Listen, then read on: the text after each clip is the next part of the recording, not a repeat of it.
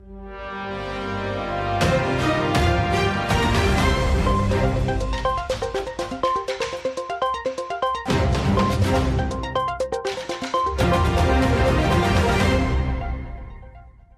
श्री अकाल, तुसी देख रहे हो इंडिया प्लस लाइव। मैं हाँ मनप्रीत कौर। तरनताਰਨ विच संयुक्त किसान यूनियन वालों 27 सितंबर ਨੂੰ ਹੋਣ ਵਾਲੀ ਹੜਤਾਲ ਨੂੰ ਲੈ ਕੇ ਬੁਲਾਈ ਗਈ ਅਹਿਮ ਮੀਟਿੰਗ। ਕਾਂਗਰਸ ਨੇ ਚੰਨੀ ਨੂੰ 3 ਮਹੀਨੇ ਵਾਲੀ ਪੰਜਾਬ ਦਾ ਰੱਖਿਆ ਨਵਾਂ ਚੌਕੀਦਾਰ ਅਸ਼ਵਨੀ ਸ਼ਰਮਾ। ਮੁੱਖ ਮੰਤਰੀ ਚੰਨੀ ਕੈਬਨਿਟ ਸਾਥੀਆਂ ਨਾਲ ਚੰਡੀਗੜ੍ਹ ਹਵਾਈ ਅੱਡੇ ਤੋਂ ਦਿੱਲੀ ਨੂੰ ਹੋਏ ਰਵਾਨਾ। ਸੁਖਜਿੰਦਰ ਰੰਧਾਵਾ ਨੇ ਸੀਐਮ ਚੰਨੀ ਦੀ ਹਾਜ਼ਰੀ ਵਿੱਚ ਉਪ ਮੁੱਖ ਮੰਤਰੀ ਵਜੋਂ ਅਹੁਦਾ ਸੰਭਾਲਿਆ। ਜੰਮੂ ਕਸ਼ਮੀਰ ਦੇ ਉਧਮਪੁਰ 'ਚ ਫੌਜ ਦਾ ਹੈਲੀਕਾਪਟਰ ਹੋਇਆ ਕ੍ਰੈਸ਼, ਪਾਇਲਟ ਸਮੇਤ 2 ਜ਼ਖਮੀ। ਸਿੰਘੂ ਬਾਰਡਰ ਤੋਂ ਕਿਸਾਨਾਂ ਨੇ ਨਵੇਂ ਬਣੇ ਸੀਐਮ ਚੰਨੀ ਲਈ ਭੇਜਿਆ ਸੁਨੇਹਾ। ਕੈਨੇਡਾ ਦੀਆਂ ਫੈਡਰਲ ਚੋਣਾਂ ਵਿੱਚ ਕਈ ਪੰਜਾਬੀਆਂ ਨੇ ਹਾਸਿਲ ਕੀਤੀ ਜਿੱਤ। ਕੈਨੇਡਾ 'ਚ ਜਸਟਿਨ ਟਰੂਡੋ ਦੀ ਹੈਟ੍ਰਿਕ, ਪਰ ਜਿੱਤ ਦਰਜ ਕਰਨ ਦੇ ਬਾਵਜੂਦ ਬਹੁਮਤ ਤੋਂ ਦੂਰ। ਗਰੀਬੀ ਅਤੇ ਮਿਹਨਤ ਤੋਂ ਕਦੇ ਭੱਜੇ ਨਹੀਂ ਇਹ ਪੁਰਾਣੇ ਤੂੰਬੀ ਦੇ ਮਾਹਿਰ ਕਲਾਕਾਰ। ਸੁਪਨੇ ਉੱਚੇ ਸੀ ਪਰ ਕਿਸਮਤ ਨੇ ਨਹੀਂ ਦਿੱਤਾ ਸਾਥ। ਗੋਆ 'ਚ ਕੇਜਰੀਵਾਲ ਨੇ ਹਰ ਘਰ ਵਿੱਚੋਂ ਇੱਕ ਬੇਰੁਜ਼ਗਾਰ ਨੂੰ ਨੌਕਰੀ ਦੇਣ ਦਾ ਕੀਤਾ ਵਾਅਦਾ। ਬੇਰੁਜ਼ਗਾਰੀ ਭੱਤੇ ਦਾ ਵੀ ਕੀਤਾ ਐਲਾਨ। ਤਰਨਤਾਰਨ ਵਿੱਚ ਸੰਯੁਕਤ ਕਿਸਾਨ ਯੂਨੀਅਨ ਵੱਲੋਂ 27 ਸਤੰਬਰ ਨੂੰ ਹੋਣ ਵਾਲੀ ਹੜਤਾਲ ਨੂੰ ਲੈ ਕੇ ਬੁਲਾਈ ਗਈ ਅਹਿਮ ਮੀਟਿੰਗ। ਸੰਯੁਕਤ ਕਿਸਾਨ ਯੂਨੀਅਨ ਵੱਲੋਂ 27 ਸਤੰਬਰ ਨੂੰ ਭਾਰਤ ਬੰਦ ਅਤੇ ਹੜਤਾਲ ਕੀਤੀ ਜਾਵੇਗੀ, ਜਿਸ ਨੂੰ ਕਾਮਯਾਬ ਕਰਨ ਵਾਸਤੇ ਕਿਸਾਨ ਯੂਨੀਅਨ ਵੱਖ-ਵੱਖ ਜਥੇਬੰਦੀਆਂ ਵੱਲੋਂ ਭਾਰਤ ਬੰਦ ਨੂੰ ਵੱਡੀ ਪੱਧਰ ਸਫਲ ਕਾਮਯਾਬ ਕਰਨ ਵਾਸਤੇ ਜ਼ਿਲ੍ਹਾ ਪੱਧਰ ਕਿਸਾਨਾਂ ਵੱਲੋਂ ਪਿੰਡ-ਪਿੰਡ ਵਿੱਚ ਅਹਿਮ ਮੀਟਿੰਗ ਬੁਲਾ ਰਹੇ ਹਨ। ਅੱਜ ਤਰਨਤਾਰਨ ਭਾਰਤੀ ਕਿਸਾਨ ਯੂਨੀਅਨ ਗਰੁੱਪ ਦੇ ਜ਼ਿਲ੍ਹਾ ਪ੍ਰਧਾਨ ਅਜਾਇਬ ਸਿੰਘ ਅਲਾਦੀਨਪੁਰ ਦੀ ਅਗਵਾਈ ਹੇਠ ਇੱਕ ਅਹਿਮ ਮੀਟਿੰਗ ਬੁਲਾਈ, ਜਿਸ ਵਿੱਚ ਵੱਖ-ਵੱਖ ਬਲਾਕਾਂ ਦੇ ਪ੍ਰਧਾਨ ਅਤੇ ਆਗੂਆਂ ਵੀ ਸ਼ਾਮਿਲ ਸਨ। ਜਿਸ ਵਿੱਚ 27 ਸਤੰਬਰ ਨੂੰ ਜ਼ਿਲ੍ਹਾ ਤਰਨਤਾਰਨ, ਪੱਟੀ, ਭਿੱਖੀਵਿੰਡ, ਹਰੀਕੇ, ਸ਼੍ਰੀ ਗੋਇੰਦਵਾਲ ਸਾਹਿਬ, ਸ਼੍ਰੀ ਖਡੂਰ ਸਾਹਿਬ, ਝਬਾਲ ਅਤੇ ਮੇਨ ਧਰਨਾ ਤਰਨਤਾਰਨ ਤੋਂ ਮੋਗਾ ਨੈਸ਼ਨਲ ਹਾਈਵੇ ਮਾਰਗ ਨੰਬਰ 54 ਉੱਪਰ ਮਾਝਾ ਪਬਲਿਕ ਸਕੂਲ ਦੇ ਨੇੜੇ ਦਿੱਤਾ ਜਾਵੇਗਾ। ਇਹ ਧਰਨਾ 27 ਸਤੰਬਰ ਨੂੰ ਸਵੇਰੇ 6 ਵਜੇ ਤੋਂ ਲੈ ਕੇ ਸ਼ਾਮ 6 ਵਜੇ ਤੱਕ ਧਰਨਾ ਜਾਰੀ ਰਹੇਗਾ। ਇਸ ਵਿੱਚ ਵੱਡੀ ਗਿਣਤੀ ਦੇ ਵਿੱਚ ਕਿਸਾਨ ਆਗੂ ਭਾਗ ਲੈਣਗੇ। ਇਸ ਮੌਕੇ ਅਮਰਜੀਤ ਸਿੰਘ ਕਾਲਵਾ ਵੀ ਇਸ ਧਰਨੇ ਵਿੱਚ ਸ਼ਾਮਿਲ ਹੋਣਗੇ। ਇਹ ਜੀ 27 ਦਾ ਜਿਹੜਾ ਸੰਯੁਕਤ ਮੋਰਚੇ ਵੱਲੋਂ ਬੰਦ ਦਾ ਸੱਦਾ ਆ, ਉਸ ਸੰਬੰਧ ਦੇ ਵਿੱਚ ਉਹਨੂੰ ਸਫਲ ਬਣਾਉਣ ਦੇ ਸੰਬੰਧ ਦੇ ਵਿੱਚ ਮੀਟਿੰਗ ਕੀਤੀ ਜਾ ਰਹੀ ਹੈ। ਕੀ ਅਪੀਲ ਕਰਦੇ ਹੋ? ਹਾਂਜੀ, ਕੀ ਅਪੀਲ ਕਰਦੇ ਲੋਕਾਂ ਨੂੰ ਅਪੀਲ ਕਰਨ ਰਹੇ ਹਾਂ ਕਿ ਕਿਸਾਨ ਸੰਯੁਕਤ ਮੋਰਚੇ ਦਾ ਜਿਹੜਾ ਸਾਥ ਦਿਓ ਤੇ ਲੋਕਾਂ ਜਿਹੜੇ ਆਮ ਰੈਲੀਆਂ 'ਚ ਭੱਜੇ ਫਿਰਦੇ ਆ ਇਹਨਾਂ ਦੇ ਵਿੱਚ ਨਾ ਜਾਓ ਤੇ ਵੱਧ ਤੋਂ ਵੱਧ ਜਿਹੜਾ ਉਹ ਦਿੱਲੀ ਪਹੁੰਚੋ। ਬਾਰਡਰ ਦੇ ਉੱਤੇ ਮੋਰਚਾ ਜਿਹੜਾ ਉਹ ਸਮਝ ਲਓ ਸਿਖਰ 'ਤੇ ਆ ਤੇ ਜਿੱਤ ਆਪਣੀ ਲਾਜ਼ਮੀ ਆ ਤੇ ਲੋਕ ਉੱਥੇ ਜਾਣ। ਆਪਾਂ ਆਪਣੀ ਜ਼ਮੀਨ ਤੇ ਆਪਣੀ ਹੋਂਦ ਬਚਾਉਣ ਦੀ ਲੜਾਈ ਆ। ਇਹ ਤੇ ਵੋਟਾਂ ਤੇ ਆਪਾਂ ਆਉਂਦੀਆਂ ਜਾਂਦੀਆਂ ਰਹਿੰਦੀਆਂ 5 ਸਾਲਾਂ ਬਾਅਦ। ਤੇ ਜੇ ਐਰਕੀ ਮੋਰਚਾ ਆਪਾਂ ਹਾਰ ਜਾਂਦੇ ਆ ਤੇ ਮੈਨੂੰ ਨਹੀਂ ਲੱਗਦਾ ਕਿ ਦੁਬਾਰਾ ਆਪਾਂ ਇਸ ਮੁਕਾਮ ਤੇ ਪਹੁੰਚ ਸਕੀਏ ਜਿੱਥੇ ਅੱਜ ਪਹੁੰਚੇ। 27 ਤਰੀਕ ਨੂੰ ਕੀ ਕਰੋਗੇ ਤੁਸੀਂ? 27 ਤਰੀਕ ਨੂੰ ਬੰਦ ਆ ਜੀ, ਟੋਟਲ ਹਿੰਦੁਸਤਾਨ ਬੰਦ ਆ। ਸੰਯੁਕਤ ਮੋਰਚੇ ਨੇ ਵੀ ਮਤਲਬ ਸੱਦਾ ਦਿੱਤਾ ਤੇ ਟੋਟਲ ਹਿੰਦੁਸਤਾਨ ਬੰਦ ਆ ਤੇ ਸਾਰੇ ਰੋਡ ਜਿਹੜੇ ਉਹ ਜਾਮ ਕਰਕੇ 3-4 ਜਗ੍ਹਾ ਦੇ ਉੱਤੇ ਸੰਯੁਕਤ ਮੋਰਚੇ ਦੇ ਜਿਹੜੀ ਮੀਟਿੰਗ ਕੀਤੀ ਆ। ਭਿੱਖੀਵਿੰਡ, ਪੱਟੀ ਮੋੜ ਤੇ, ਹਰੀਕਿਆਂ ਤੇ ਇੱਥੇ ਆਪਣਾ ਮਾਝਾ ਪਬਲਿਕ ਸਕੂਲ ਦੇ ਲਾਗੇ ਟੀ ਪੁਆਇੰਟ ਤੇ। ਇੱਥੇ ਵੇਖੋ ਜੀ, ਸੰਯੁਕਤ ਮੋਰਚੇ ਵੱਲੋਂ ਜੋ ਸੁਨੇਹਾ ਆਉਂਦਾ ਹੈ ਉਹ ਜ਼ਿਲ੍ਹੇ ਦੇ ਵਿੱਚ ਉਹਨੂੰ ਲਾਗੂ ਕਰਨਾ ਸਾਡੀ ਡਿਊਟੀ ਹੈ, ਜ਼ਿੰਮੇਵਾਰੀ ਹੈ। 27 ਤਰੀਕ ਦੀ ਕਾਲ ਆਈ ਆ ਵੀ ਸਮੁੱਚਾ ਭਾਰਤ ਬੰਦ ਕਰਨਾ। ਅੱਜ ਇੱਥੇ ਤਰਨਤਾਰਨ ਜ਼ਿਲ੍ਹੇ ਦੇ ਪ੍ਰਧਾਨ ਸਰਦਾਰ ਅਜੈਬ ਸਿੰਘ ਦੀ ਅਗਵਾਈ ਦੇ ਵਿੱਚ ਜ਼ਿਲ੍ਹੇ ਦੀਆਂ ਇਕਾਈਆਂ ਦੇ ਪ੍ਰਧਾਨਾਂ ਨੂੰ ਸੱਦਿਆ ਤੇ 27 ਤਰੀਕ ਦਾ ਜਿਹੜਾ ਏਜੰਡਾ ਹੈ ਭਾਰਤ ਬੰਦ ਦਾ, ਉਹਦੇ ਦੇ ਵਿਚਾਰ ਵਟਾਂਦਰਾ ਕੀਤਾ ਜਾਏਗਾ ਵੀ ਕਿਹੜੇ ਬਲਾਕ ਨੇ ਕਿੱਥੋਂ ਜਿਹੜਾ ਹੈ ਉਹ ਰੋਡ ਤੇ ਜਾਮ ਕਰਨਾ। ਡਿਊਟੀਆਂ ਵੰਡ ਦਿੱਤੀਆਂ ਜਾਣਗੀਆਂ। ਜਿਹੜੀ ਬਲਾਕ ਦੀ ਜਿੱਥੇ ਡਿਊਟੀ ਲੱਗੇਗੀ ਉੱਥੇ ਆਪਣੇ ਇਲਾਕੇ ਦੀਆਂ ਸੰਗਤਾਂ ਲੈ ਕੇ ਵੱਖ-ਵੱਖ ਜਥੇਬੰਦੀਆਂ ਦੇ ਕਿਸਾਨ ਆਗੂਆਂ ਨੂੰ ਲੈ ਕੇ ਤੇ ਉਹ ਰੋਡ ਬੰਦ ਕਰਨਗੇ, ਦੁਕਾਨਾਂ ਬੰਦ ਕਰਾਉਣਗੇ ਜੀ। ਕਾਂਗਰਸ ਨੇ ਚੰਨੀ ਨੂੰ 3 ਮਹੀਨੇ ਵਾਲੀ ਪੰਜਾਬ ਦਾ ਰੱਖਿਆ ਨਵਾਂ ਚੌਕੀਦਾਰ ਅਸ਼ਵਨੀ ਸ਼ਰਮਾ। ਕਾਂਗਰਸ ਨੇ ਇਹ ਨਿਰਣੇ ਕੀਤਾ ਔਰ ਕਿਉਂਕਿ ਇਹ ਕਿਸੇ ਵੀ ਪਾਰਟੀ ਦਾ ਆਪਣਾ ਆਂਤਰਿਕ ਮਾਮਲਾ ਹੈ, ਚੰਨੀ ਜੀ ਨੂੰ ਸ਼ੁਭ ਕਾਮਨਾਵਾਂ। ਪਰ ਕਾਂਗਰਸ ਨੇ ਆਉਂ ਲੱਗਦਾ ਕਿ ਮਜਬੂਰੀ 'ਚ ਲਿਆ ਹੋਇਆ ਨਿਰਣੇ ਹੈ। ਜਿਹੜਾ ਉਹਨਾਂ ਦੇ ਘਰ ਦੇ ਅੰਦਰ ਜਿਸ ਪ੍ਰਕਾਰ ਦਾ ਉਥਲ ਪੁਥਲ ਔਰ ਲੜਾਈ ਪਈ ਹੋਈ ਸੀ, ਉਹਨਾਂ ਨੇ ਥੋੜ੍ਹੇ ਸਮੇਂ ਦੇ ਲਈ ਉਹਨੂੰ ਵਿਰਾਮ ਦਿੱਤਾ, 4 ਮਹੀਨੇ ਲਈ। ਔਰ ਹਰੀਸ਼ ਰਾਵਤ ਜੀ ਨੇ ਕੱਲ੍ਹ ਜਿਹੜਾ ਮੀਡੀਆ ਦੇ ਅੰਦਰ ਇਹ ਗੱਲ ਕਹੀ ਹੈ ਕਿ 22 ਦਾ ਚੁਣਾਵ ਸਿੱਧੂ ਦੀ ਅਗਵਾਈ ਦੇ ਅੰਦਰ ਪਾਰਟੀ ਲੜੇਗੀ ਉਹਦੇ ਤੋਂ ਹੀ ਕਾਂਗਰਸ ਦੀ ਨੀਅਤ ਵੀ ਪਤਾ ਲੱਗ ਰਹੀ ਹੈ ਔਰ ਉਹਨਾਂ ਦੇ ਮਨ ਦੇ ਅੰਦਰ ਕੀ ਚੱਲ ਰਿਹਾ ਹੈ ਇਹ ਵੀ ਪਤਾ ਲੱਗ ਰਿਹਾ ਹੈ। ਔਰ ਆਉਂ ਲੱਗਦਾ ਹੈ ਕਿ ਨਾਈਟ ਵਾਚਮੈਨ ਬੈਟਸਮੈਨ ਬਣਾ ਕੇ ਜਿਹੜਾ ਚੰਨੀ ਨੂੰ ਜਿਹੜਾ ਅੱਗੇ ਪੇਸ਼ ਕੀਤਾ ਹੈਗਾ, ਲੇਕਿਨ ਕਾਂਗਰਸ ਦੇ ਮਨ ਦੇ ਅੰਦਰ ਕੁਝ ਹੋਰ ਚੱਲ ਰਿਹਾ ਜਿਹਨੂੰ ਇਹ ਇਤਿਹਾਸਿਕ ਫੈਸਲਾ ਕਹਿ ਰਹੇ ਨੇ। ਇਹ ਇਤਿਹਾਸਿਕ ਫੈਸਲਾ ਨਾ ਹੋ ਕੇ ਕਾਂਗਰਸ ਦੀ ਆਪਸੀ ਕਲੇਸ਼ ਨੂੰ ਖਤਮ ਕਰਨ ਦਾ ਇੱਕ ਪ੍ਰयास ਹੋਇਆ ਹੈ, ਪਰ ਮੈਨੂੰ ਲੱਗਦਾ ਹੈ ਕਿ ਇਹ ਥੋੜ੍ਹੇ ਸਮੇਂ ਦੇ ਲਈ ਲੱਗੇਗਾ ਔਰ ਕਾਂਗਰਸ ਜਿਹੜੀ ਹੈ ਉਹਦਾ ਇਹ ਦੌਰ ਵੀ ਜਿਹੜਾ ਨਾ ਉਲਟਾ ਪੈਣ ਵਾਲਾ ਉਹਨੂੰ। ਮੁੱਖ ਮੰਤਰੀ ਚੰਨੀ ਕੈਬਨਿਟ ਸਾਥੀਆਂ ਨਾਲ ਚੰਡੀਗੜ੍ਹ ਹਵਾਈ ਅੱਡੇ ਤੋਂ ਦਿੱਲੀ ਨੂੰ ਹੋਏ ਰਵਾਨਾ। ਨਵੇਂ ਮੁੱਖ ਮੰਤਰੀ ਚਰਨਜੀਤ ਸਿੰਘ ਚੰਨੀ ਪੰਜਾਬ ਦੀ ਕਮਾਨ ਸੰਭਾਲਦੇ ਸਾਰ ਹੀ ਐਕਸ਼ਨ ਮੋਡ ਵਿੱਚ ਆ ਗਏ ਹਨ।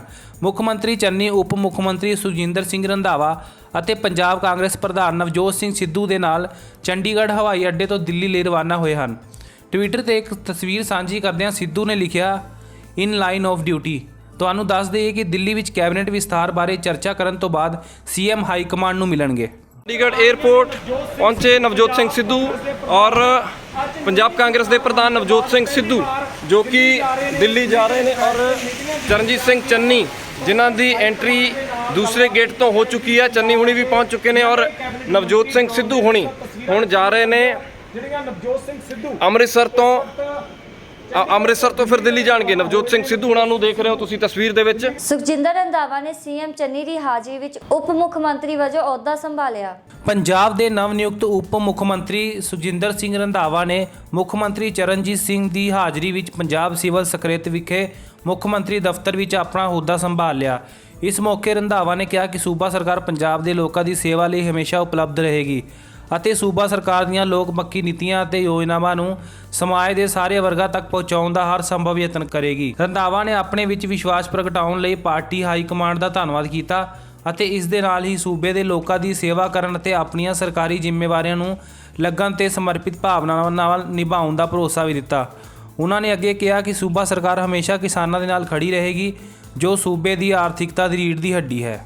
ਜੰਮੂ ਕਸ਼ਮੀਰ ਦੇ ਉਧਮਪੁਰ 'ਚ ਫੌਜ ਦਾ ਹੈਲੀਕਾਪਟਰ ਹੋਇਆ ਕ੍ਰੈਸ਼, ਪਾਇਲਟ ਸਮੇਤ 2 ਜ਼ਖਮੀ। ਜੰਮੂ ਕਸ਼ਮੀਰ ਦੇ ਉਧਮਪੁਰ ਜ਼ਿਲ੍ਹੇ ਦੇ ਸ਼ਿਵਗੜ੍ਹ ਧਾਰ ਵਿੱਚ ਫੌਜ ਦਾ ਹੈਲੀਕਾਪਟਰ ਕ੍ਰੈਸ਼ ਹੋ ਗਿਆ। ਉਧਮਪੁਰ ਰਿਆਸਤੀ ਰੇਂਜ ਦੇ ਡੀਆਈਜੀ ਸੁਲੇਮਾਨ ਚੌਧਰੀ ਨੇ ਮੰਗਲਵਾਰ ਨੂੰ ਕਿਹਾ ਕਿ ਉੱਚੀ ਧੁੰਦ ਦੇ ਕਾਰਨ ਅਜੇ ਸਪਸ਼ਟ ਨਹੀਂ ਹੈ ਕਿ ਹੈਲੀਕਾਪਟਰ ਕ੍ਰੈਸ਼ ਹੋਇਆ ਜਾਂ ਲੈਂਡ ਦੇ ਦੌਰਾਨ ਹਾਦਸਾ ਵਾਪਰਿਆ। ਉਹਨਾਂ ਨੇ ਦੱਸਿਆ ਕਿ ਹਾਦਸੇ ਦੀ ਜਾਣਕਾਰੀ ਮਿਲਣ ਤੋਂ ਬਾਅਦ ਪੁਲਿਸ ਅਤੇ ਫੌਜ ਦੀਆਂ ਟੀਮਾਂ ਰਵਾਨਾ ਹੋ ਗਈਆਂ ਹਨ। ਸ਼ਿਵਗੜ੍ਹ ਧਾਰ ਵਿੱਚ ਇਸ ਹਾਦਸੇ ਦੇ ਸਮੇਂ ਹੈਲੀਕਾਪਟਰ ਵਿੱਚ 2 ਲੋਕ ਸਵਾਰ ਸਨ। ਅਧਿਕਾਰੀ ਨੇ ਦੱਸਿਆ ਕਿ ਲੈਂਡਿੰਗ ਦੇ ਦੌਰਾਨ ਹੈਲੀਕਾਪਟਰ ਦੇ ਹਾਦਸਾਗ੍ਰਸਤ ਹੋਣ ਦੀ ਆਵਾਜ਼ ਸੁਣੀ ਗਈ ਸੀ। ਪਾਇਲਟ ਤੇ ਸਹਿ ਪਾਇਲਟ ਦੋਵਾਂ ਦੇ ਜ਼ਖਮੀ ਹੋਣ ਦੀ ਖਬਰ ਆ ਰਹੀ ਹੈ। ਸਿੰਘੂ ਬਾਰਡਰ ਤੋਂ ਕਿਸਾਨਾਂ ਨੇ ਨਵੇਂ ਬਣੇ ਸੀਐਮ ਚੰਨੀ ਲਈ ਭੇਜਿਆ ਸੁਨੇਹਾ। ਸਿੰਘੂ ਬਾਰਡਰ ਤੋਂ ਪੰਜਾਬ ਦੇ ਨਵੇਂ ਮੁੱਖ ਮੰਤਰੀ ਚਰਨਜੀਤ ਸਿੰਘ ਚੰਨੀ ਲਈ ਇੱਕ ਸੁਨੇਹਾ ਆਇਆ ਹੈ। ਮੁੱਖ ਮੰਤਰੀ ਨੇ ਸਿੰਘੂ ਸਰਹੱਦ ਤੇ ਜਾ ਕੇ ਕਿਸਾਨਾਂ ਨਾਲ ਗੱਲਬਾਤ ਕਰਨ ਦਾ ਪ੍ਰਸਤਾਵ ਰੱਖਿਆ ਸੀ। ਇਸ ਦੇ ਜਵਾਬ ਵਿੱਚ ਸੁਨੇਹਾ ਆਇਆ ਹੈ ਕਿ ਜੇਕਰ ਉਹ ਕਿਸਾਨ ਮੋਰਚੇ ਵਿੱਚ ਜਾਣਗੇ ਤਾਂ ਉਹਨਾਂ ਨੂੰ ਉੱਥੇ ਮੰਚ ਨਹੀਂ ਮਿਲੇਗਾ। ਉਹਨਾਂ ਨੂੰ ਪੰਡਾਲ ਵਿੱਚ ਬੈਠ ਕੇ ਕਿਸਾਨ ਆਗੂਆਂ ਦੇ ਨਾਲ ਗੱਲ ਕਰਨੀ ਪਵੇਗੀ। ਉਹ ਉੱਥੇ ਭਾਸ਼ਣ ਵੀ ਨਹੀਂ ਦੇ ਸਕਦੇ। ਸੰਯੁਕਤ ਕਿਸਾਨ ਮੋਰਚੇ ਦੇ ਆਗੂਆਂ ਨੇ ਸਪਸ਼ਟ ਕੀਤਾ ਹੈ ਕਿ ਨੇਤਾਵਾਂ ਦਾ ਕਹਿਣਾ ਹੈ ਕਿ ਕਿਸੇ ਵੀ ਸਿਆਸੀ ਆਗੂ ਨੂੰ ਸਿੰਘੂ ਵਿੱਚ ਸੰਯੁਕਤ ਕਿਸਾਨ ਮੋਰਚੇ ਦੀ ਸਟੇਜ ਤੇ ਚੜ੍ਹਨ ਅਤੇ ਭਾਸ਼ਣ ਦੇਣ ਦੀ ਇਜਾਜ਼ਤ ਨਹੀਂ ਹੈ। ਜੇ ਉਹ ਆਉਣਾ ਚਾਹੁੰਦੇ ਹਨ ਤਾਂ ਉਹ ਆ ਸਕਦੇ ਹਨ। ਪੰਡਾਲ ਵਿੱਚ ਬੈਠ ਕੇ ਕਿਸਾਨਾਂ ਨਾਲ ਗੱਲ ਕਰ ਸਕਦੇ ਹਨ। ਚੰਨੀ ਵੱਲੋਂ ਆਪਣਾ ਸਿਰ ਵੱਢ ਕੇ ਕਿਸਾਨਾਂ ਨੂੰ ਦੇਣ ਦੇ ਬਿਆਨ ਤੇ ਕਿਸਾਨ ਆਗੂਆਂ ਨੇ ਕਿਹਾ ਹੈ ਕਿ ਇਹ ਸਭ ਕੁਝ ਕਹਿਣ ਦੀਆਂ ਗੱਲਾਂ ਹੈ। ਨਾ ਉਹ ਆਪਣਾ ਸਿਰ ਵੱਢਣਗੇ ਅਤੇ ਨਾ ਹੀ ਸਾਨੂੰ ਚਾਹੀਦਾ ਹੈ। ਅਸੀਂ ਖੇਤੀਬਾੜੀ ਕਾਨੂੰਨ ਨੂੰ ਵਾਪਸ ਕਰਾਉਣਾ ਚਾਹੁੰਦੇ ਹਾਂ। ਜੇ ਉਹ ਇਹ ਬਿੱਲ ਵਾਪਸ ਕਰਵਾ ਸਕਦੇ ਹਨ ਤਾਂ ਉਸ ਲਈ ਕੋਸ਼ਿਸ਼ ਕਰੋ। ਚਰਨਜੀਤ ਸਿੰਘ ਚੰਨੀ ਨੇ ਮੁੱਖ ਮੰਤਰੀ ਵਜੋਂ ਸਹੁੰ ਚੁੱਕਣ ਤੋਂ ਬਾਅਦ ਆਪਣੀ ਪਹਿਲੀ ਪ੍ਰੈਸ ਕਾਨਫਰੰਸ ਦੌਰਾਨ ਕਿਹਾ ਸੀ ਕਿ ਉਹ ਕਿਸਾਨਾਂ ਦੀ ਖਾਤਰ ਹਰ ਕੁਰਬਾਨੀ ਦੇਣ ਲਈ ਤਿਆਰ ਹਨ। ਜੇ ਲੋੜ ਪਈ ਤਾਂ ਉਹ ਉਸ ਦਾ ਸਿਰ ਕੱਟ ਕੇ ਵੀ ਉਹਨਾਂ ਅੱਗੇ ਰੱਖ ਦੇਣਗੇ। ਇਸ ਤੋਂ ਬਾਅਦ ਉਹ ਦੇਰ ਸ਼ਾਮ ਆਪਣੇ ਘਰ ਚਮਕੌਰ ਸਾਹਿਬ ਪਹੁੰਚੇ। ਅਨਾਜ ਮੰਡੀ ਵਿੱਚ ਇੱਕ ਜਨ ਸਭਾ ਨੂੰ ਸੰਬੋਧਨ ਕਰਦਿਆਂ ਉਹਨਾਂ ਕਿਹਾ ਹੈ ਕਿ ਇੱਕ ਵਾਰ ਸਿੰਘੂ ਮੋਰਚੇ ਤੇ ਜਾਣਾ ਚਾਹੁੰਦੇ ਹਨ ਜਿੱਥੋਂ ਖੇਤੀਬਾੜੀ ਕਾਨੂੰਨਾਂ ਨੂੰ ਲੈ ਕੇ ਸੰਘਰਸ਼ ਕੀਤਾ ਜਾ ਰਿਹਾ ਹੈ। ਮੈਂ ਉਸ ਜਗ੍ਹਾ ਤੇ ਨਤਮਸਤਕ ਹੋਣਾ ਚਾਹੁੰਦਾ ਹਾਂ। ਕੈਨੇਡਾ ਦੀਆਂ ਫੈਡਰਲ ਚੋਣਾਂ ਵਿੱਚ ਕਈ ਪੰਜਾਬੀਆਂ ਨੇ ਹਾਸਿਲ ਕੀਤੀ ਜਿੱਤ। ਕੈਨੇਡਾ ਵਿੱਚ ਪਹਿਲੇ ਪੜਾਅ ਦੀ VOTING ਤੋਂ ਬਾਅਦ ਮੁੱਢਲੇ ਨਤੀਜੇ ਆਉਣੇ ਸ਼ੁਰੂ ਹੋ ਗਏ ਹਨ। ਇਹ ਨਤੀਜੇ ਦਰਸਾਉਂਦੇ ਹਨ ਕਿ ਜਸਟਿਨ ਟਰੂਡੋ ਦੀ ਲਿਬਰਲ ਪਾਰਟੀ ਭਾਰੀ ਵੋਟਾਂ ਨਾਲ ਚੋਣ ਜਿੱਤ ਰਹੀ ਹੈ। ਅਜਿਹੀ ਸਥਿਤੀ ਵਿੱਚ ਟਰੂਡੋ ਦਾ ਦੁਬਾਰਾ ਪ੍ਰਧਾਨ ਮੰਤਰੀ ਬਣਨਾ ਲਗਭਗ ਤੈਅ ਮੰਨਿਆ ਜਾ ਰਿਹਾ ਹੈ। ਕੈਨੇਡਾ ਦੀਆਂ ਫੈਡਰਲ ਚੋਣਾਂ ਵਿੱਚ ਪੰਜਾਬੀਆਂ ਨੇ ਜਿੱਤ ਹਾਸਿਲ ਕਰ ਲਈ ਹੈ। ਬ੍ਰਿਟਿਸ਼ ਕੋਲੰਬੀਆ ਵਿੱਚ ਹਰਜੀਤ ਸਿੰਘ ਸੱਜਣ, ਸੁਖ ਧਾਲੀਵਾਲ, ਰਣਜੀਤ ਸਰਾਏ, ਪਰਮਵੈਦ, ਜਗਮੀਤ ਸਿੰਘ ਜਿੱਤ ਗਏ ਹਨ। ਇਸੇ ਤਰੀਕੇ ਅਲਬਰਟਾ ਤੋਂ ਟਿਕ ਉਪਲ, ਚਾਰਜ ਜਾਹਿਲ ਅਤੇ ਹੈਲਨ ਜਿੱਤ ਗਏ ਹਨ। ਇਹਨਾਂ ਦੇ ਨਾਲ ਹੀ ਕਮਲ ਖੈਰਾ ਵੀ ਚੋਣ ਜਿੱਤ ਗਏ ਹਨ।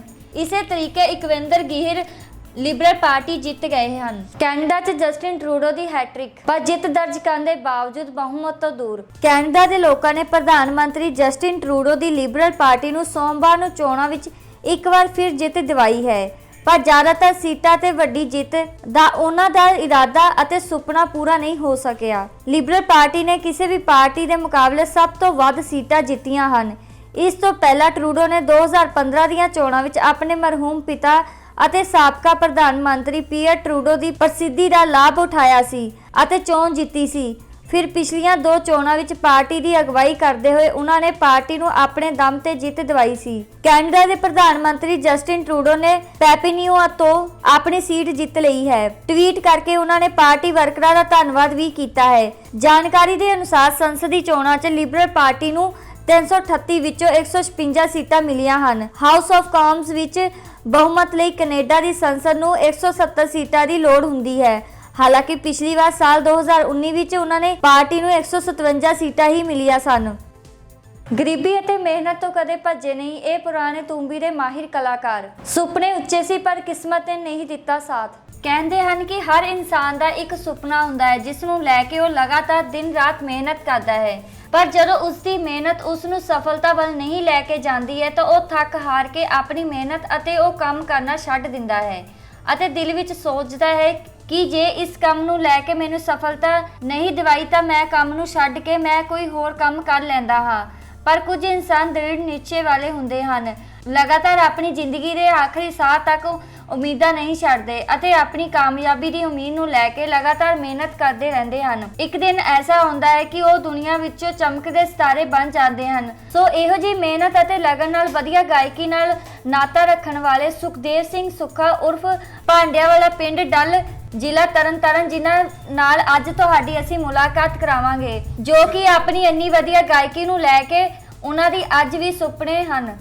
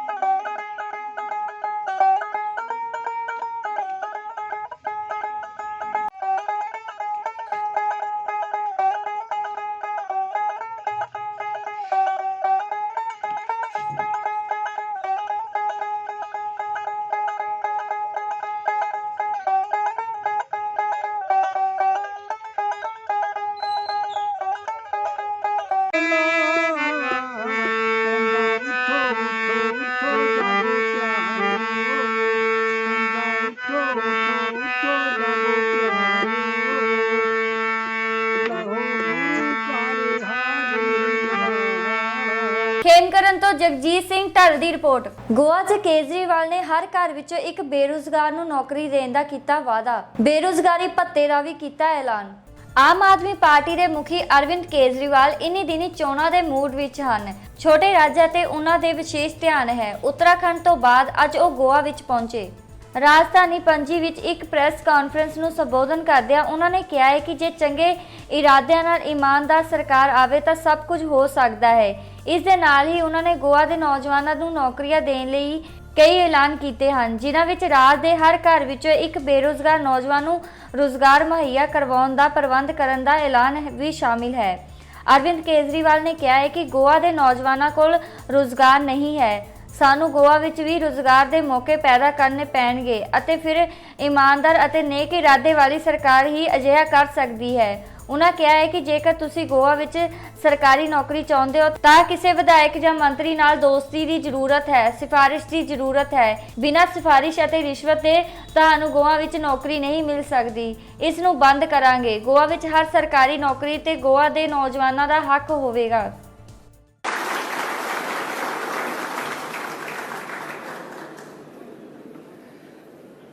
गोवा के सभी साथियों को सभी बहनों भाइयों को मेरा नमस्कार।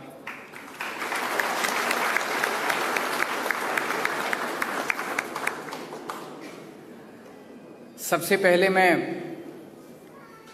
राहुल मामरे जी को और वेंजी को बधाई देता हूं कि वो दोनों को हमारी आम आदमी पार्टी की नेशनल एग्जीक्यूटिव में दोनों को हिस्सा दिया गया है, दोनों को नॉमिनेट किया गया है।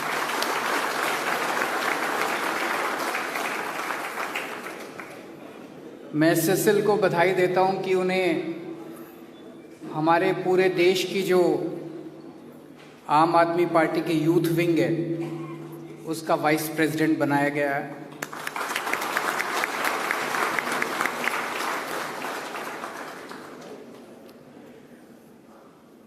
गोवा के डेवलपमेंट को लेके गोवा के लोगों के साथ मिलके हम लोगों ने एक बहुत इलैबोरेट प्लान बनाया है। गोवा स्टेट, गोवा राज्य बहुत खूबसूरत है, गोवा के लोग बहुत खूबसूरत हैं, गोवा के लोग बहुत अच्छे हैं। भगवान ने गोवा को सब कुछ दिया, नदियां दी, जंगल दिए, पहाड़ दिए, सब कुछ दिया, इतना खूबसूरत स्टेट है। लेकिन अभी तक इन सभी नेताओं ने और पार्टियों ने मिलके गोवा को लूटने में कोई कसर नहीं छोड़ी। जिसको मौका मिला उसने लूट लिया और सब अपने मौके की तलाश में रहते हैं कि 5 साल खत्म हो, अब हमारा मौका है, 5 साल खत्म हो, अब हमारा मौका है। इसे बंद करना है, इस लूट को बंद करना है। इसको लेके हमने बड़ा इलैबोरेट प्लान बनाया है, गोवा के लोगों के साथ बैठ के बनाया है, उनकी ज़रूरतों के मुताबिक बनाया है। और अभी कुछ दिन पहले जब मैं आया था तो उस प्लान का पहला पॉइंट अनाउंस किया था कि आम आदमी पार्टी की सरकार बनेगी तो गोवा के अंदर मुफ्त बिजली दी जाएगी, 300 यूनिट बिजली मुफ्त होगी, पुराने बिल माफ किए जाएंगे, किसानों को फ्री बिजली दी जाएगी और सबसे इंपॉर्टेंट 24 घंटे बिजली दी जाएगी। कई लोगों को यकीन नहीं होता। मैंने देखा जब पिछली प्रेस कॉन्फ्रेंस में आया था कुछ लोगों ने पूछा पैसा कहां से आएगा। यही चीज दिल्ली के भी मीडिया वाले पूछते थे। जब दिल्ली में हमारी सरकार बनी 2015 में, हमने कहा था हम बिजली मुफ्त करेंगे, मीडिया वाले पूछते थे पैसा कहां से आएगा। पैसा आया। हमने लूट रोकी, हमने ईमानदारी से सरकार चलाई, हमने भ्रष्टाचार रोका, हमने रिश्वतखोरी रोकी, उससे इतना पैसा बचने लगा, इतना पैसा बचने लगा, सबकी बिजली मुफ्त कर दी।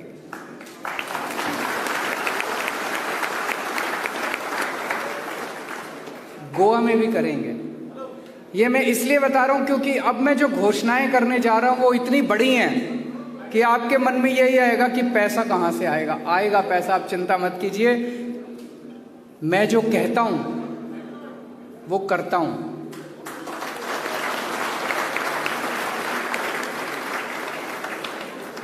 मैं नेता नहीं हूं, मुझे राजनीति करनी नहीं आती, मुझे पॉलिटिक्स करनी नहीं आती।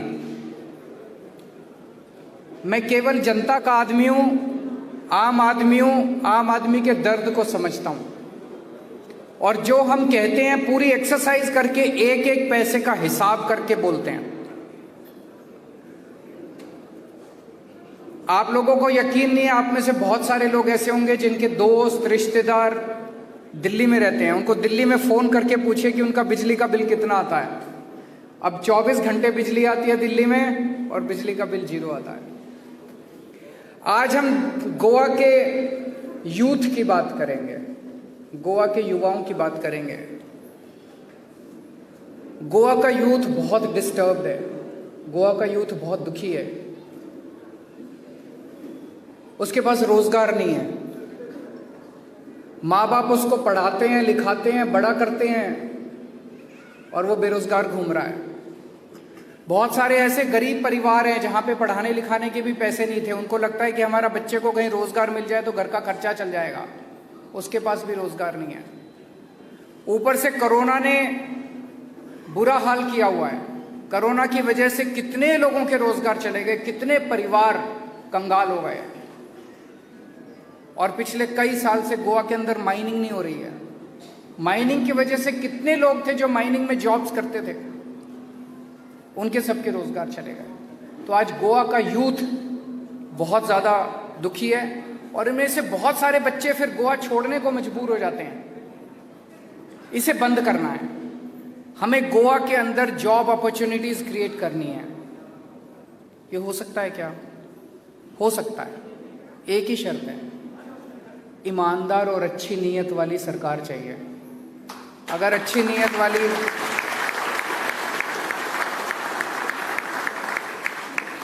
नीयत वाली ईमानदार सरकार आएगी तो सब कुछ हो सकता है। तो गोवा के अंदर जॉब्स के लिए मैं 7 घोषणाएं आज कर रहा हूं, 7 अनाउंसमेंट्स।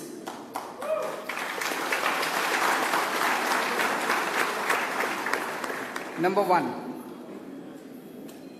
मुझे गोवा के बहुत सारे लोगों ने बताया, बहुत बच्चों ने बताया, यूथ ने बताया कि अगर गोवा में सरकारी नौकरी चाहिए तो किसी ना किसी एमएलए या मंत्री को दोस्ती चाहिए होती है कि नहीं है? किसी दोस्ती चाहिए होती है, उसका सिफारिश चाहिए होती है, उसके पार्टी वर्कर होना चाहिए या उसका दोस्त रिश्तेदार। बिना सिफारिश के और बिना रिश्वत दिए गोवा के अंदर सरकारी नौकरी नहीं मिलती। इसे बंद करेंगे। सबसे पहला हम अनाउंसमेंट है, इसको बंद करेंगे।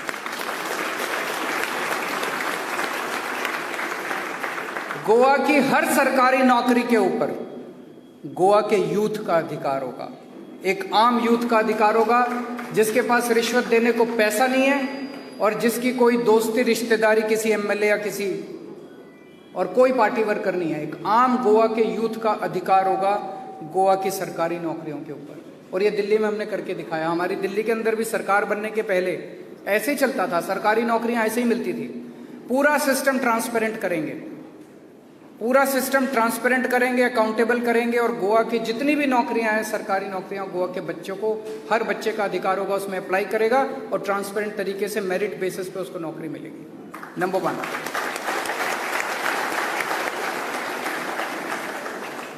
नंबर 2, गोवा के हर घर से एक बेरोजगार यूथ को रोजगार देने के लिए अरेंजमेंट करेंगे। गोवा के हर घर से, हर फैमिली से एक बेरोजगार यूथ को रोजगार मुहैया कराने के लिए अरेंजमेंट करेंगे। नंबर 3, जब तक उसको रोजगार नहीं मिलता तब तक उसको 3,000 रुपए पर मंथ बेरोजगारी भत्ता दिया जाएगा।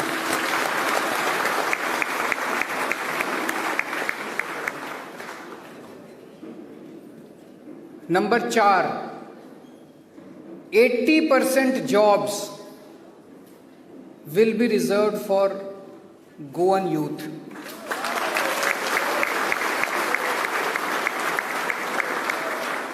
इसको मैं थोड़ा क्लियर कर दूं। मुझे बताया गया है कि जो गवर्नमेंट सर्विस है, गवर्नमेंट जॉब्स, उसमें तो अभी लगभग सारे जॉब्स गोवन के लिए रिजर्व्ड हैं।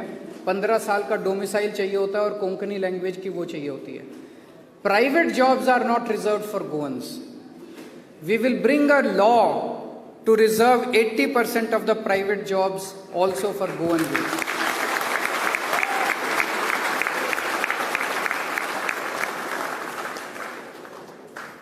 मेरे पास कुछ बच्चे आए, उन्होंने बताया कि किस तरह से सारे ठेके गोवा के गवर्नमेंट बाहर वालों को दे देती है। वो बाहर वाला अपने लोगों को सबको लेके आता है, अपने सारा मैन पावर लेके आता है और गोवा के लोग देखते रह जाते हैं। गोवा के बच्चों को नौकरियां नहीं मिलती है। उसी तरह से अभी जब माइनिंग खुलेगी, माइनिंग की ऑक्शन होगी, लोगों को ये डर है कि इसके अंदर अभी तक काफ़ी ज़्यादा माइनिंग के लोगों को नौकरी, गोवा के लोगों को नौकरी मिलती थी। कहीं ऐसा ना हो कि जिन लोगों को माइनिंग लीज मिले वो सारे बाहर के लोगों को लेके आ जाएं और गोवा के माइनिंग डिपेंडेंट फैमिलीज जो हैं वो देखती रह जाए। तो ये क्लॉज हमने डाला कि 80% of the jobs will be reserved for Goans.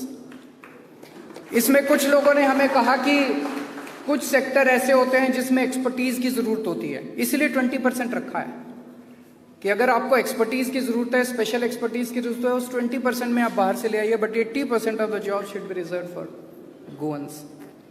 5वां पॉइंट, अभी कोरोना की वजह से टूरिज्म का बहुत नुकसान हुआ है। टूरिज्म पे डिपेंडेंट फैमिलीज जो हैं वो बेरोजगार हो गई हैं, उनके घर में खाने को कुछ नहीं है। तो जब तक उनका रोजगार रिस्टोर नहीं होता, उनका रोजगार वापस नहीं होता, तब तक उन फैमिलीज को 5,000 रुपीज पर मंथ दिया जाएगा।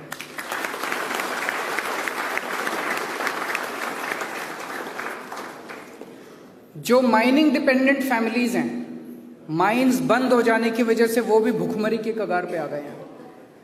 जब तक माइंस चालू नहीं हो जाती और उनका जॉब रिस्टोर नहीं हो जाता, तब तक हर माइनिंग फैमिली को भी 5,000 रुपये महीना दिया जाएगा।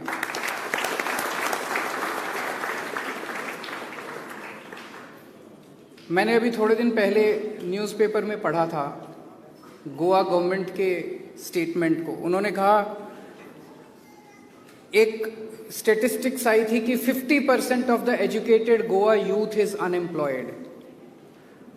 तो गोवा गवर्नमेंट ने बोला कि that 50% of the Goan youth is unemployed because they don't have requisite skills. Who will give them skills? It is the government which has to give them skills. It is the government which has to prepare our youth for the jobs. Delhi में हमने अभी एक skill university बनाई है। ऐसी ही skill university हम गोवा के अंदर बनाएंगे, जिसमें 12वीं के बाद जो बच्चा जो भी स्किल सीखना चाहता है वो स्किल सीख के अपना अपना जॉब भी कर सकता है और नौकरी भी कर सकता है। नौकरी बनाने लायक उसको, जब तक नौकरी नहीं बन जाती हमारी जिम्मेदार होगी। तो skill university will be open in Goa for creating jobs.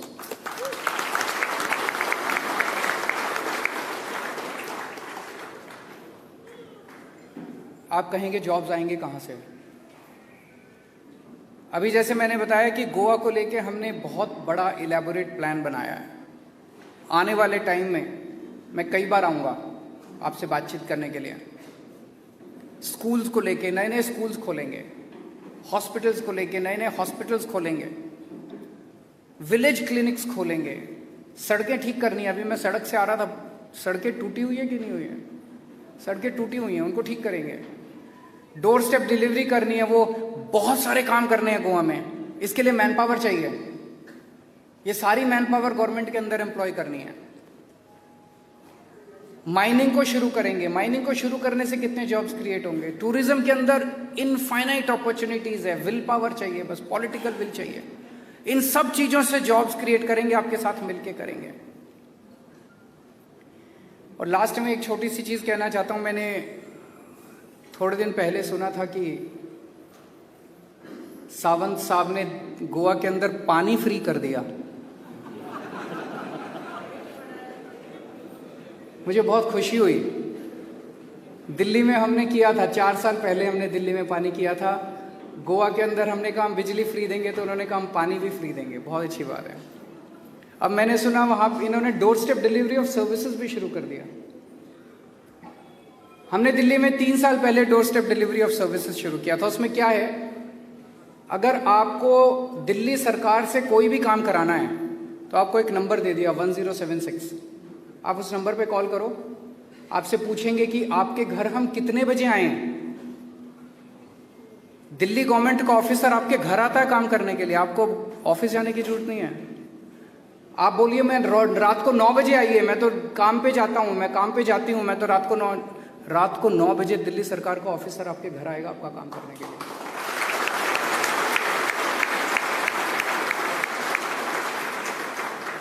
फिर वो अपने साथ मशीन वगैरह लेके आता है, फोटोकॉपिंग मशीन वगैरह। तो आप वो पहले से बता देता है ये कागज़ तैयार रखना, वो कागज़ दे दीजिए, वो फोटोकॉपी करके आपके कागज़ वगैरह लेके फीस लेके चला जाता है। और आपका जो भी काम है, वो राशन कार्ड बनाना है, ड्राइविंग लाइसेंस, वो सब आपका बाई पोस्ट आ जाता है। मैंने सुना है सावंत साहब ने अनाउंस किया है कि वो door step delivery of services शुरू करेंगे। मुझे बहुत खुशी हुई। पर मेरा एक कहना है कि जो दिल्ली में काम हो रहे हैं वो उसको कॉपी कर रहे हैं। तो जब ओरिजिनल अवेलेबल है तो डुप्लीकेट की क्या जरूरत है?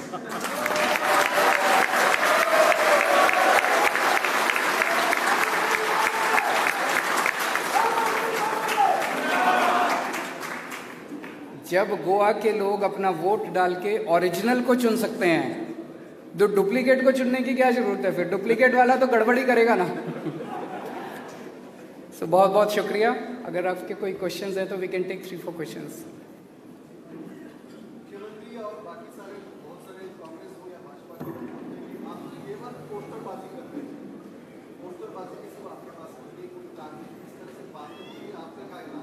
उनको बोलने दीजिए जो बोलते हैं, वो तो देखिए बेचारे क्या बोलेंगे। अब हम कहते हैं बिजली मुफ्त करेंगे तो उनके पास कुछ बोलने को नहीं होता है। हम कहते हैं हम बच्चों को रोजगार देंगे, उनके पास कुछ जवाब नहीं होता है। फिर कहते हैं केजरीवाल पोस्टरबाजी करता है। बोलने दीजिए उनको। यहाँ पे देखिए कितने, जब मैं बोल रहा था सब ताली बजा रहे थे। लोग कितने खुश हैं कि उनके बच्चों को रोजगार मिलेगा, उनकी बिजली मुफ्त होगी, उनको बेरोजगारी भत्ता मिलेगा।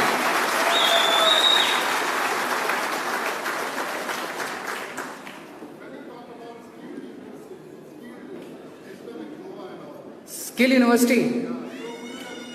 University is actually I'll share with you our experiences in Delhi. Delhi में हमने कुछ स्किल इंस्टीट्यूट्स शुरू किए। एक विवेक विहार में शुरू किया, 1-2 और शुरू किए हम लोगों ने। उसमें हम 12वीं क्लास के बाद 6 महीने का कोर्स, 1 साल का कोर्स, 1.5 साल का कोर्स ऐसे करवाते हैं। वो कोर्स करने के बाद एक एक बच्चे को 2-2, 3-3 जॉब्स मिल जाते हैं और अच्छे अच्छे जॉब्स मिल रहे थे। तब हमने सोचा कि इसको एक यूनिवर्सिटी का रूप देना चाहिए।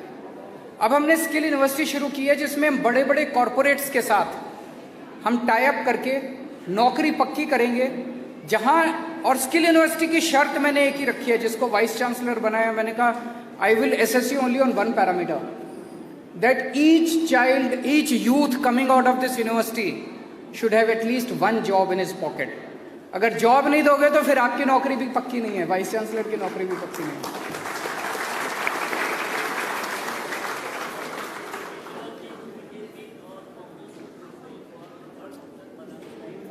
आवाज, can we have a mic? If we have a mic, जोर से थोड़ा बोल दीजिए।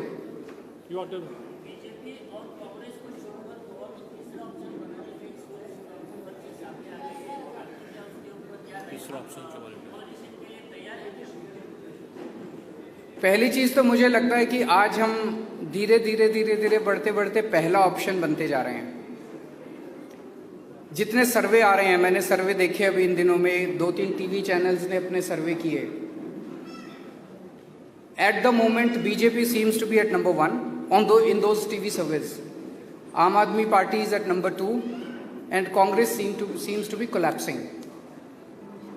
अभी तो 5 महीने हैं चुनाव के, 5 महीने दीजिए। 5 महीने में मुझे पूरा उम्मीद है कि गोवा के लोग, ये जो हम सब गारंटी दे रहे हैं, जो कैंपेन चल रहा है, जो दिल्ली के अंदर अच्छा काम चल रहा है, उसको देखते हुए गोवा के लोग पूरी बहुमत की सरकार बनाएंगे दिल्ली, गोवा के अंदर। Last question, anyone else?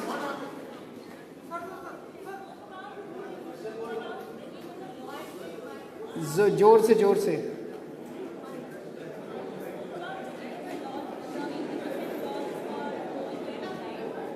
for reserving jobs for 80% of the goals.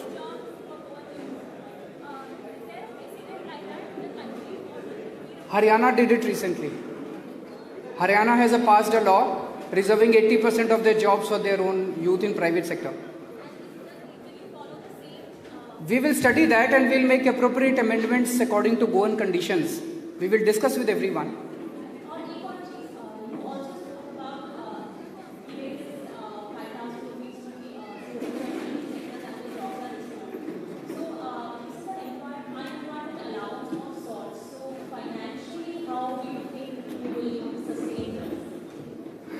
मैं, जब हमारी दिल्ली में सरकार बनी थी, दिल्ली सरकार घाटे में चलती थी, जैसे गोवा सरकार अभी घाटे में चलती है।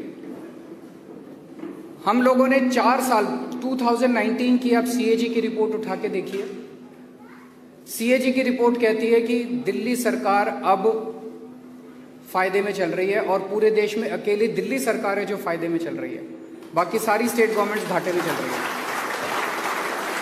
हमने ये कैसे अचीव किया? केवल ईमानदारी से।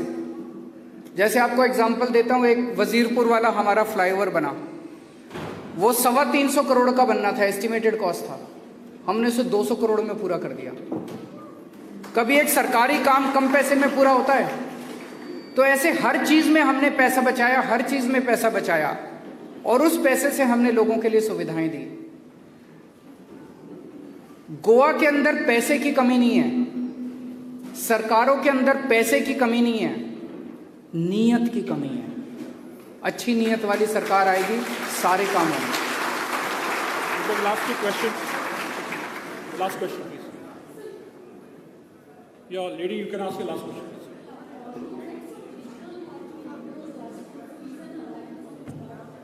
We will let you know as soon as that happens, and if it happens. Thank you. Thank you. आइए मिलते हैं, मिलके बैठ के चाय पियेंगे।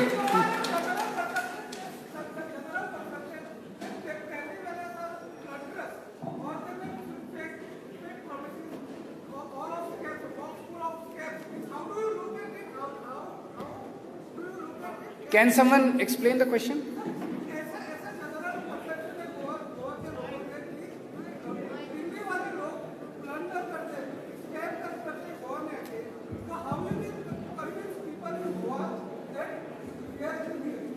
ये बात कोई दिल्ली के लोगों की या मध्य प्रदेश के लोगों की या गोवा के लोगों की कोई अलग से नहीं है। हर जगह अच्छे लोग होते हैं और हर जगह बुरे लोग होते हैं। बेसिकली तो पॉलिटिशियंस की बात है, पॉलिटिक्स खराब हो गई है, पॉलिटिशियंस खराब हो गए हैं, पार्टियां खराब हो गई हैं। लेकिन अब एक नई पार्टी बनी है, आम आदमी पार्टी, जिसने दिल्ली में अच्छा काम करके दिखाया, और दिल्ली में अच्छा काम किया तो यहां भी अच्छा काम करेंगे। The proof of the pudding lies in its eating. Last question, Captain. Sir, any follow-up on your, after you had the MGP leaders met you last time? She asked me that question. If there is any outcome, we will let you know. Thank you. Thank you.